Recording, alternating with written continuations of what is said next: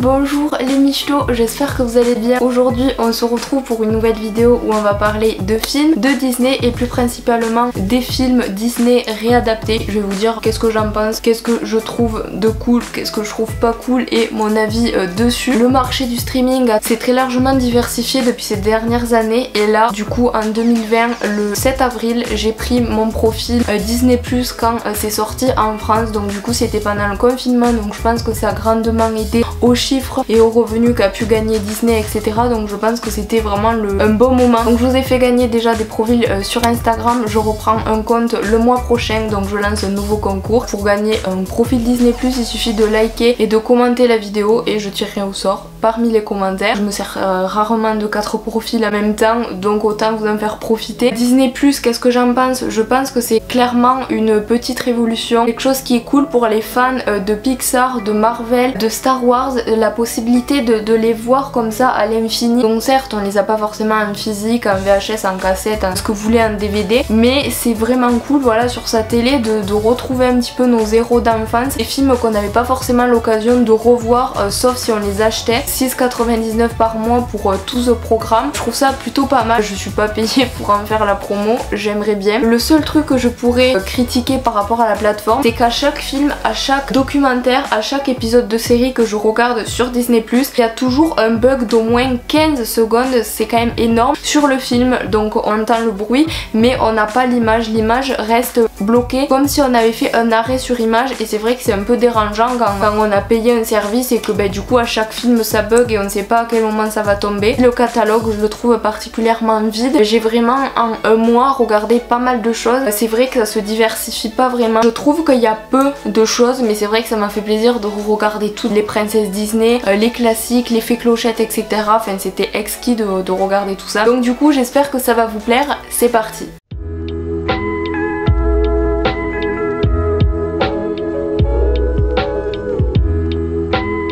Alors que Disney a déjà annoncé la réadaptation et la live action de Pinocchio, de Mulan, de La Petite Sirène et de Merlin l'Enchanteur, il y a de nombreuses réadaptations qui sont déjà sorties, notamment Maléfique, La Belle et le Clochard, Cendrillon et j'en passe. Donc aujourd'hui je vais vous en parler de 3 ou 4, vraiment c'est parce que c'est ceux que j'ai plus envie de parler et les autres j'avais pas forcément de choses à dire. Le premier film dont je voudrais vous parler, enfin les deux premiers films, c'est Alice au Pays des Merveilles, donc de 2010 par Tim Burton et Alice de l'autre côté du miroir de 2007 aussi par Tim Burton. Je voudrais vous en parler parce qu'Alice au Pays des Merveilles c'est un conte qui a vraiment bercé mon enfance, c'était important pour moi de voir ces deux films. Alice au Pays des Merveilles de 2010 je l'avais vu au cinéma et j'avais acheté le DVD et de l'autre côté du miroir j'ai pu le découvrir seulement avec Disney Plus parce que je n'en avais jamais entendu parler. Je sais pas comment c'est possible mais du coup je l'ai découvert là maintenant ce mois-ci. Je voudrais vous en parler parce que c'est un film que j'ai beaucoup aimé, donc certes il y a beaucoup de déformations etc,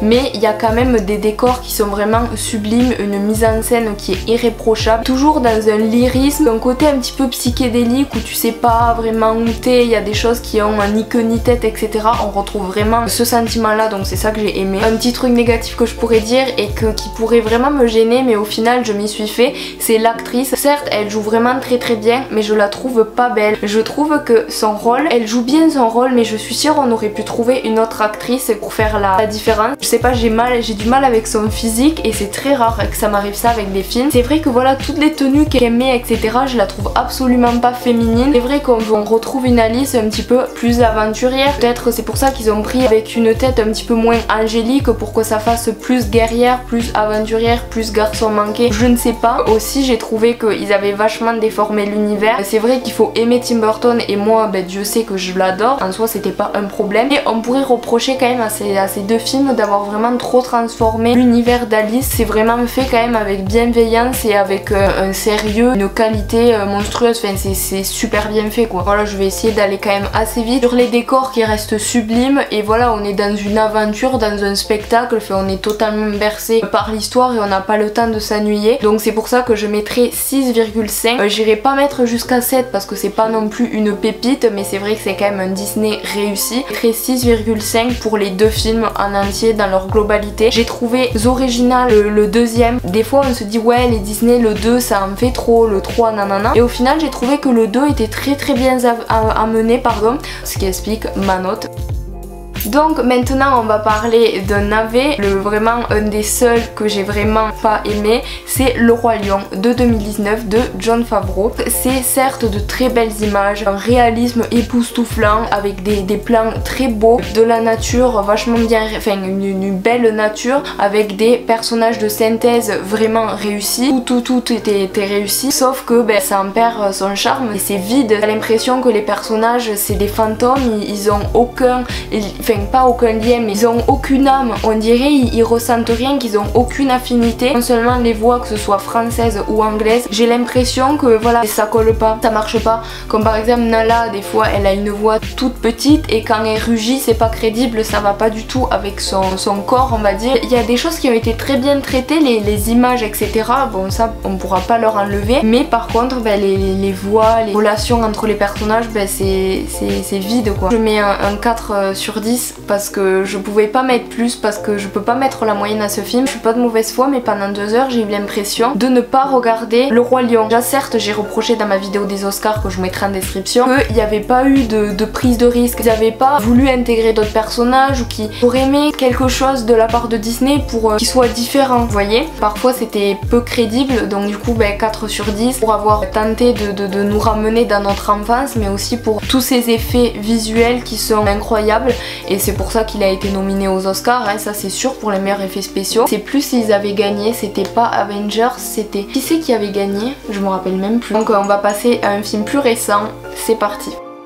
Donc nous allons parler de Maléfique, c'est une méchante qui m'a toujours plu, sauf que Aurore, enfin La Belle au Bois dormant, c'est un des Disney que j'aime le moins, avec Merlin l'Enchanteur et Les Aristochats. C'est vraiment 3 films qui ont eu du mal à... Pourtant j'ai adoré étant enfant, sauf La Belle au Bois dormant, c'est vraiment ma princesse que j'aime le moins. Du coup c'est pour ça que Maléfique, qui est sorti en 2014, et je crois que le 2 il est sorti là en 2019, par Robert Stoltenberg, je crois que c'est ça, me faisait pas forcément envie puisque c'était un film par rapport à un film que j'avais pas aimé de base, donc je me suis dit enfin voilà. Et puis Angelina Jolie c'est pas une fille qui me fait baver pour tout vous dire. Du coup je me suis quand même lancée sur Disney Plus très récemment en me disant ça va être bof etc, et j'avais envie de me faire tous les films, tous les Disney réadaptés parce que je trouvais ça vachement intéressant et c'est ce qui m'a donné du coup l'idée de vidéo. Maléfique de 1950 et de 2014 n'a rien à voir, il y a eu une transformation énorme et j'ai beaucoup aimé, pas ce retour en arrière mais un film du point de vue de Maléfique, et je sais qu'ils vont faire un film sur Cendrillon mais du point de vue du prince et de sa famille, ça je trouve ça vachement intéressant. J'espère que ça va bien être fait et que ça va aboutir à quelque chose de cool. C'est vrai que là de revoir cette fée un petit peu désemparée, au dépourvu, qui au final n'est pas si méchante, elle avait juste souffert, on en vient à adorer Maléfique, à la prendre sur notre aile sans faire de mauvais jeu de mots parce que du coup elle s'est fait quick les ailes, bref. On détestait le père de Aurore qui n'est même pas contente quand il voit sa fille, enfin je vais pas spoiler pour tout autant. C'est vrai que franchement j'ai été super surprise et je peux vous le conseiller. J'ai hâte de voir le 2, je l'ai toujours pas vu malheureusement parce que du coup je viens juste de découvrir celui-là. J'en finis sur sa note du coup 7 sur 10. Ouais, un gros 7 sur 10. Surtout une recommandation que je vous fais, n'hésitez pas à aller le voir. Et gros bisous à toi Sarah si tu passes par là. On devait aller voir le 2 et moi j'avais grave pas compris que c'était le 2. Donc heureusement que je suis pas allée au final parce que j'ai jamais vu le 1, enfin du coup là je l'ai vu. Bon bref.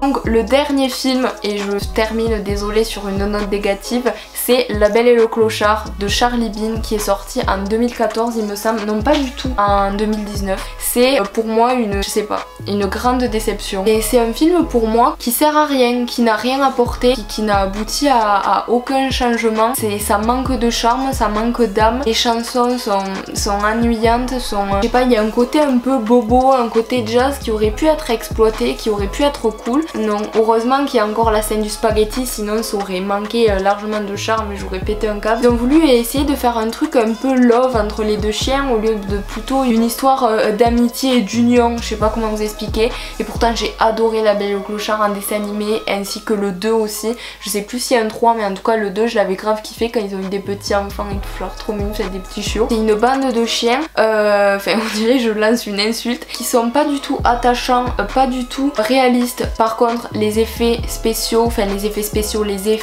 les décors, la qualité visuelle est vraiment ouf, ainsi que les doublages aussi qui sont très réalistes aussi. Ça m'a permis de pas décrocher forcément du film. C'est vrai que j'ai été souvent sur mon téléphone et que j'ai envie de mettre sur pause etc, parce que je m'ennuyais. Après peut-être que ça aurait été différent au cinéma ou si j'avais été plus jeune. Du coup je finirais sur 3 sur 3,5 sur 10. Pour les décors, franchement c'est tout pour les décors parce que j'ai beaucoup aimé l'ambiance, parce que là du coup c'est plus un dessin animé, c'est vraiment des vrais chiens qui se baladent et tout, enfin c'était super cool. Pour la colorimétrie et tout, enfin tout ce qui est décor, ambiance, effets spéciaux, tout ce que vous voulez, toute la qualité visuelle et tout ça j'ai beaucoup aimé. Et je pense qu'on aurait pu faire un truc mieux, par exemple les deux chats, j'aurais aimé qu'ils soient encore plus méchants, plus présents etc. On leur a accordé juste le biais d'une chanson, c'est dommage. Je sais pas s'ils ont prévu un 2, en tout cas je pense pas. Voilà. Par contre j'ai beaucoup aimé les personnages, les parents là, très attachants, très cool. Voilà, la vidéo est terminée, j'espère que ça vous a plu. N'hésitez pas à me dire du coup votre avis en commentaire. Je regarde mais j'ai rien oublié, je crois que je vous ai tout dit. N'hésitez pas à me laisser un commentaire avec votre avis sur un des films et du coup je tirerai au sort parmi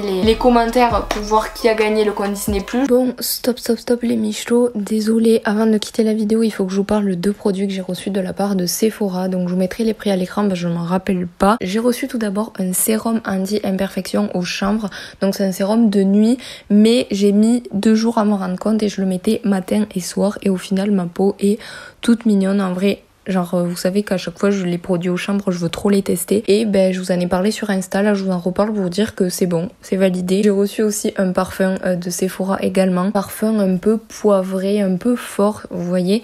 Genre donc si vous êtes une fille et que vous aimez pas forcément porter des trucs qui font un peu garçon, je vous conseille d'acheter un parfum un petit peu plus rose, un peu dans les teintes de filles. Parce que là peut-être que c'était pour garçon, enfin en tout cas j'en sais rien. En tout cas je vais le donner à Félix. Mais il sent vraiment très bon, il est tout petit, tout mimes, donc je suis trop contente. Sephora se lance dans des parfums. 10 sur 10 pour ses produits, enfin 9 sur 10, 8. Ouais 8 sur 10 parce que du coup le parfum ben je le mettrai pas. Du coup voilà, gros bisous, c'est fini. N'hésitez pas à me lâcher un like, ça me ferait super plaisir. Pour plus d'animation, n'hésitez pas à me rejoindre sur ma chaîne d'ASMR, Florence ASMR et Vivi Vlogging. Tout est en description comme d'habitude. J'espère que vous avez passé un bon moment, c'est le plus important pour moi. Je vous fais un énorme bisou, j'embrasse très fort et je vous retrouve du coup mercredi prochain à 16h pour une nouvelle vidéo.